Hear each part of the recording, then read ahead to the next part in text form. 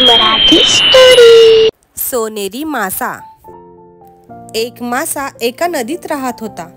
तो तसा लहानसाच होता। पाण्यातून इकडून तिकडे पोहण्यात त्याला खूप मजा वाटे। नदीतल्या खडकातून जे लहान लहान किडे येत असत त्यांच्याशी तो आनंदाने खेळत असे। त्याचा रंग केशरी सोनेरी होता। त्यामुळे तो कोवळ्या उन्हातही जर पोहत असला तरी जणू सूर्यकिरण पाण्यात आले असे वाटत असे। त्याला आपल्या सौंदर्याचा खूप अभिमान होता। एकदा नदीला खूप पूर आला। पाण्याच्या ओढीमुळे नदीतला हा छोटूसा मासा समुद्रात गेला। तिथे पाणी खोल होते।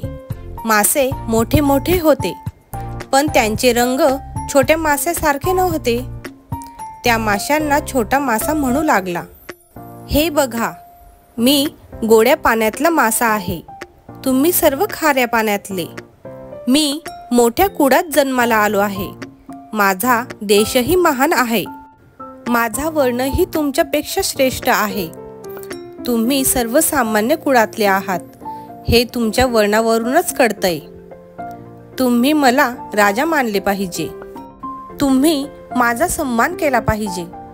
हे सारखे सारखे ऐकल्यावर मात्र समुद्रातला एक मासा कंटाळला आणि त्याला म्हणाला, अरे, असे मूर्खासारखे बोलू नकोस। आपण दोघेही एका कोड्याच्या जाळ्यात अडकलो म्हणजे तुझी किंमत काय आणि माझी किंमत काय हे तुला कळून येईल। कोडी वाटेल त्या किमतीत मला विकेल आणि मुख्य म्हणजे विकत घेणारे मला विकत घेतील।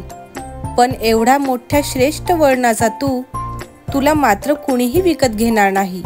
कदाचित कोडी तुला कोणाला तरी फुकट देऊन टाकेल, तरीही कोणी घेणार नाही। तात्पर्य, नुसती जात, कुळ, वर्ण ह्यावर कोणाचेही मोठेपण अवलंबून नसते, तर त्यांच्या गुणांवर मोठेपण अवलंबून असते। गोष्ट आवडली असेल तर प्लीज लाईक करा, आमच्या चॅनलला सबस्क्राईब करा। थँक्यू।